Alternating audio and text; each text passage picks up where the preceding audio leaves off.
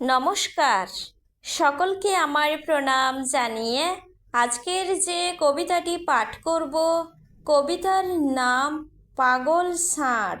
কবি হলেন সুবল চন্দ্র দাস। পাগল ষাঁড় উঠল খেপে লাঠির ঘায়ে বেশ, সামনে যারে দেখতে পেল গুতিয়ে করে শেষ।